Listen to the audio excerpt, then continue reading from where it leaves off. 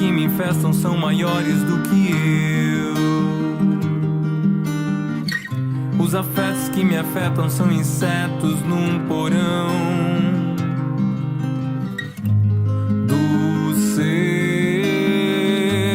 Meu nome corroendo as estruturas de madeira que também são cupins do tempo e do pó. Tais afetos me são feitos desde feto.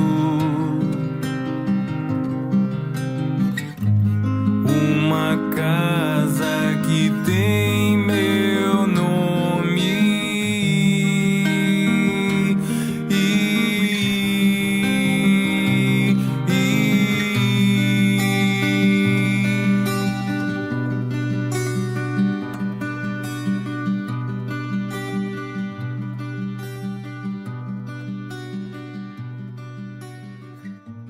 meus afetos não... Tá.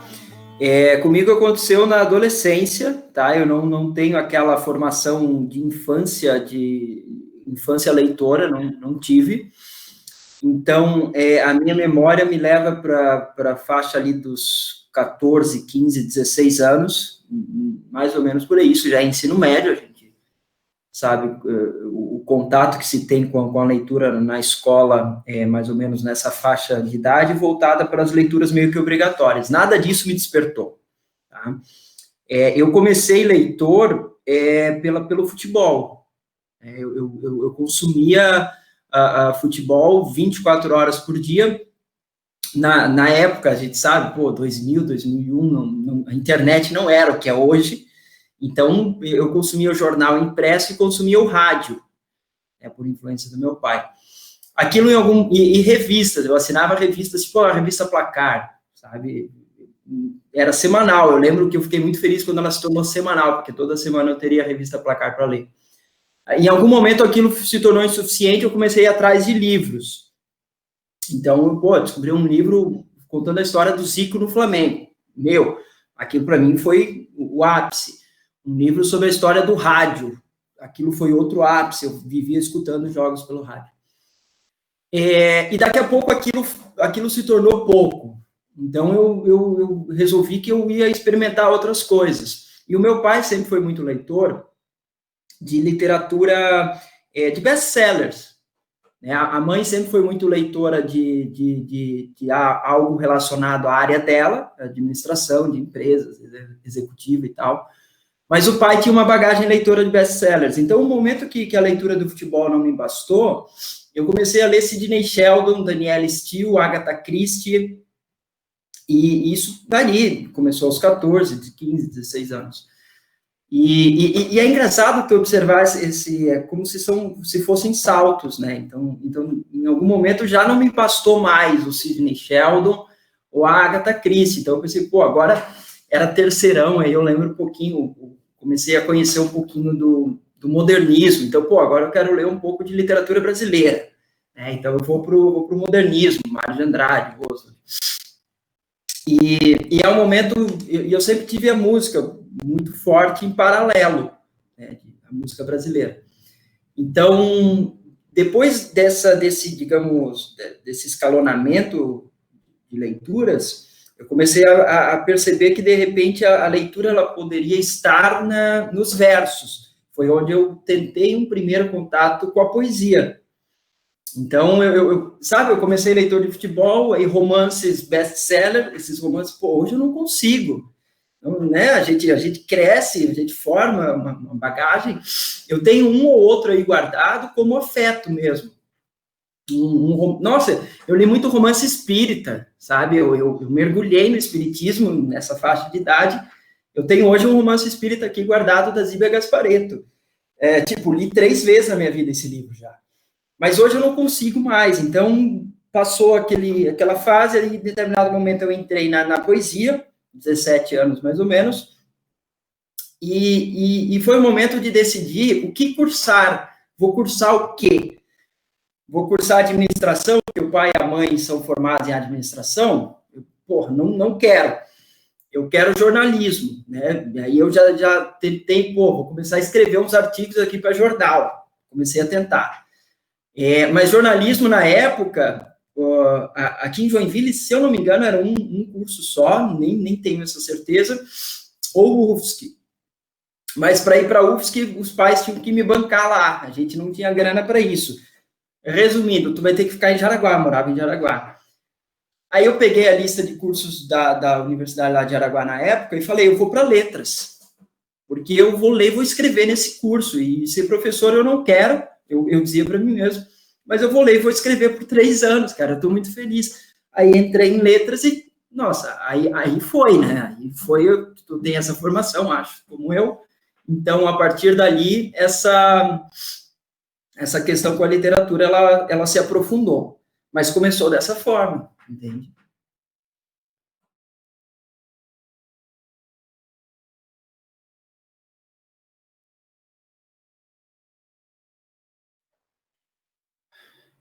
Eu volto para a ideia, Samuel, das fases, cara, porque assim, ó, a partir do momento que eu tomei gosto por isso, e eu entendi o quanto isso preenchia o meu dia de uma maneira prazerosa, eu consumi muito, né? Então, no sentido de ler muito, muito, muito. Eu fazia lista de tudo que eu lia na semana, no mês, no ano e tal.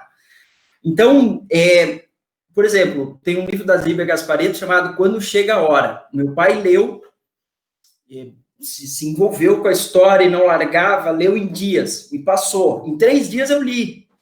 E aquilo ficou, eu fiquei, cara, não é possível. Daí o cara morre, o espírito vai e volta, e nem lembro em detalhes. Aí um pai, uma mãe, uma família e tal.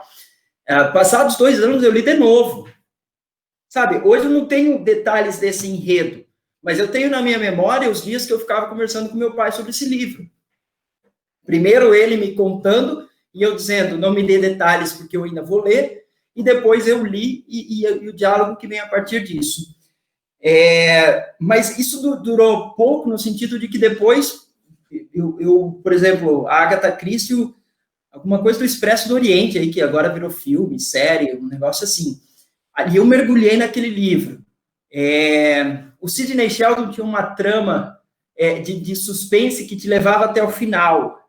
Então, eu não consigo pensar numa obra, eu consigo pensar que a cada, talvez, mês, a cada 2 ou 3 meses, eu tinha algo que me violentava, né? Nesse termo que você falou. Isso mudou a partir do momento em que eu comecei a estudar a literatura.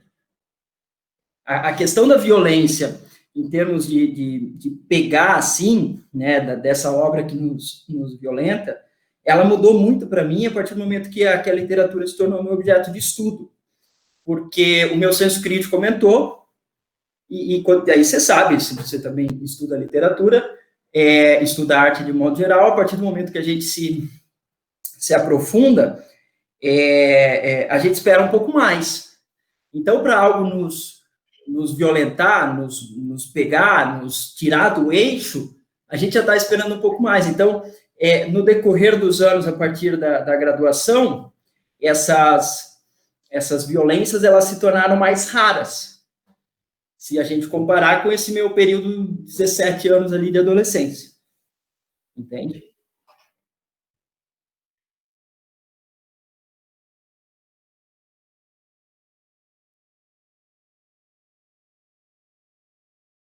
Tá. São 2 nomes sobre os quais eu vou conversar contigo. E são 2 questões que me envolvem no que diz respeito a essa condição leitora, né? Nós nos formamos numa condição leitora, e também numa condição de produção, numa condição escrita. Então, o primeiro nome é o do Rubens da Cunha, que é daqui de Joinville, tá? O Rubens, eu conheci o Rubens e a escrita do Rubens no meu primeiro ano de graduação, 2005.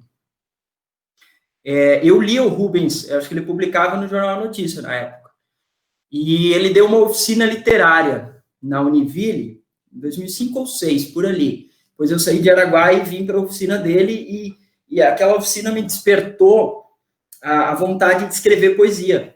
Me despertou essa condição que até hoje eu carrego comigo da tentativa de escrever. E eu vejo o texto do Rubens lá desde de 2005 para agora, são 15 anos aí, e ele continua exercendo em mim esse rumor, essa potência poética.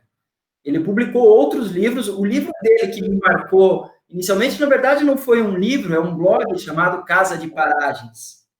Tá? O Rubens escrevia no Casa de Paragens, eu entrei agora recentemente, a última publicação dele é 2018, mas nossa, na época, Samuel, a gente vivia em torno dos blogs, os blogs ali, a gente conhecia muitos escritores, assim, 2005 até 2010, 11, aí as redes sociais tomaram conta e os blogs ficaram meio de lado.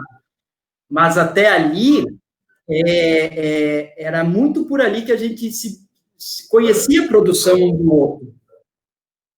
E o Casa de Paragens me marcou como um blog de uma escrita, cara,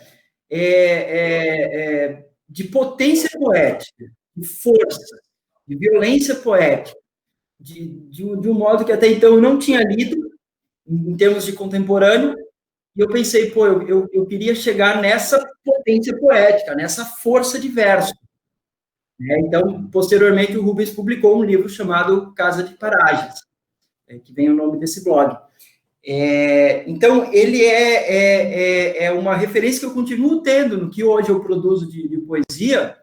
Eu penso ainda eu tenho esse eco, sabe? Eu sei que o Rubens foi para a área acadêmica, graduou, mestrado, acho que é doutorado, ou está fechando, ou já fechou o doutorado, professor de universidade. Eu não sei se ele ainda produz a literatura como ele antes produzia, ou se agora ele é mais estudioso, não sei.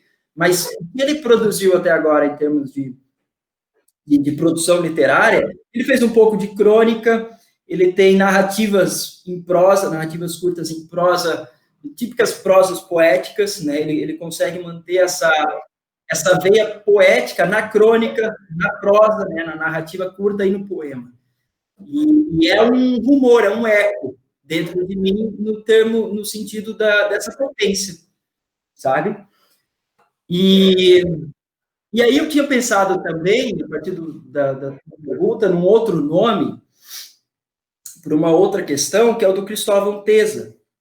Só que o Teza, catarinense, eu deixei meio em aberto o nome dele, porque ele é nascido em Lages, mas ele reside, a gente sabe, em Curitiba desde pequeno. Mas ele tem essa essência, né, no caso de ter nascido em Santa Catarina. Ele é um escritor, por mais que resida tanto tempo em Curitiba, ele é um escritor catarinense. O Teza eu considero, do que eu leio de literatura brasileira contemporânea, ainda o que há de melhor nesse século XXI, tá? Se a gente pensar 2001 até agora. Eu acho que o ponto alto dele é O Filho Eterno, 2007, 8 ou 9, mais ou menos por ali, todos os prêmios que ele conquistou, mas o Teza se tornou um escritor para mim, que tudo que ele publicou antes do Filho Eterno eu li, e tudo que ele publicou pós-Filho Eterno eu também li. Então, eu tenho o conhecimento ali da obra completa do Teza, a ponto de, por exemplo, ver, sabe, a qualidade que ele conseguiu no Filho Eterno, e que ele, de certa forma, mantém nos romances atuais, o quanto ela não existia nos anteriores, nos primeiros, e, enfim, isso faz parte da nossa produção artística em todas as áreas, mas ele tem uma capacidade de narrativa em prosa, que é algo que, por exemplo, eu encontrei no Saramago, que é a do período longo, que é a do parágrafo extenso, que é a das vozes que se misturam dentro de um mesmo parágrafo ou período, que é de uma pontuação diferente, que exige mais atenção do leitor. Não há nada de convencional no texto do Teza, e é essa espécie de mesclar esse discurso direto com esse discurso indireto, com essa voz do narrador, com essa voz do personagem, que vai exigir do leitor uma atenção muito mais redobrada. Esse tipo de construção escrita me interessa muito na literatura. Entende? Eu encontro na literatura brasileira muito isso nele. Então, assim, é curioso observar como se eu olhasse para os meus 17 anos, eu acho que eu não conseguiria ler o Tesa. Entende? E hoje eu leio o Tesa e eu penso, é isso que eu quero ler e é isso que eu quero, talvez, um dia escrever. Então, é interessante observar, a partir da tua pergunta anterior, essa nossa construção, né? Quando eu li o Rubens em 2005, eu pensei, pô, é essa potência poética a que um dia eu quero chegar, é onde eu leio o Tesa e penso, é essa potência de prosa narrativa a que um dia eu quero chegar. Entende? Então, os dois nomes que mais ecoam em mim no que diz respeito à condição de leitor e até ao objetivo enquanto escritor são esses dois.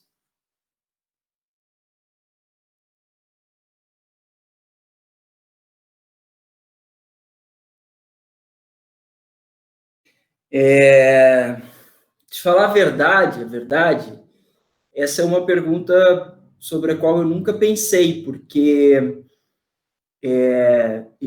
assim, ó, eu conheci os dois, né? Conheci o Rubens em 2005, estreitei alguns laços de conversas com o Rubens, presenciais, inclusive, e eu conheci o Tesa veio para uma feira do livro aqui em Joinville em 2009, 10, por aí, assim que ele ganhou o Filho Eterno. E a professora Thaisa, lá da Univille, fez a mediação e me chamou, e eu fiz a mediação junto com ela, da fala do Tesa na feira.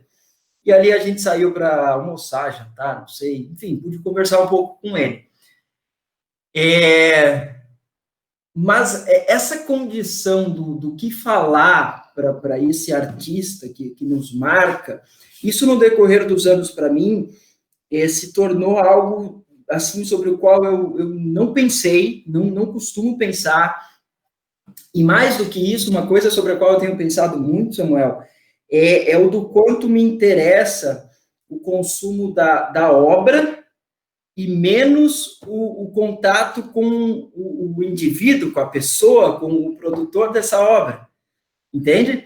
Então, essa é uma questão que eu tenho pensado muito toda essa discussão que a gente tem a cada mês vivido exacerbadamente de posicionamento de artistas, de posicionamento de personalidades, de concorda daqui, discorda dali, cancela esse, daqui a pouco cancela o outro, daqui a pouco atira de um lado, atira de outro. Eu fico pensando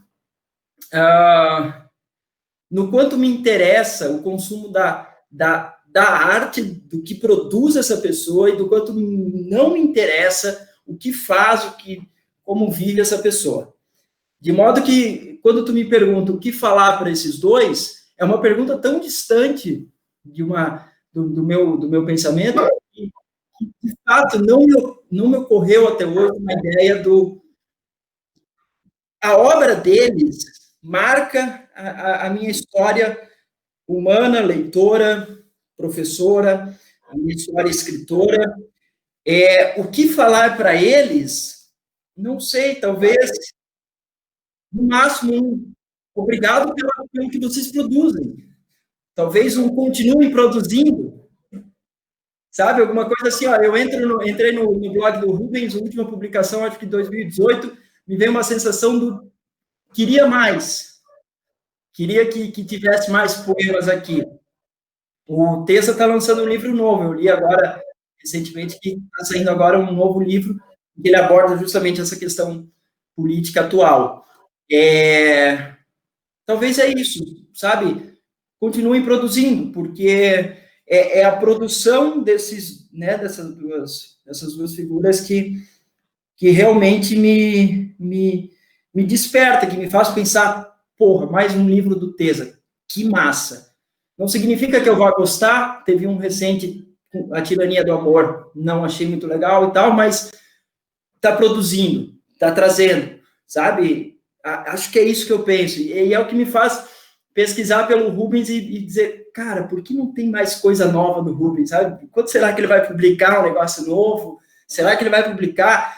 Sabe, o Raduan escreveu lá as 3 obras maravilhosas dele e resolveu que não tinha mais o que escrever. O que a gente vai dizer para o Raduan? Vai dizer muito obrigado pelo copo de cólera, pelo menino a caminho e tal, muito obrigado e que pena, ou muito obrigado e sim, viva a sua vida e não há mais o que produzir, né?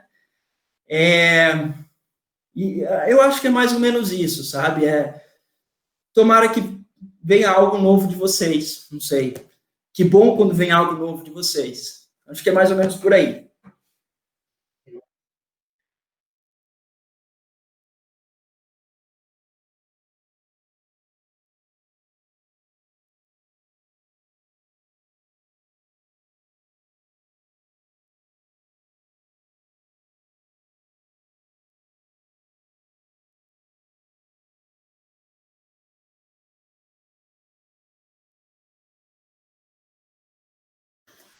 Estigma.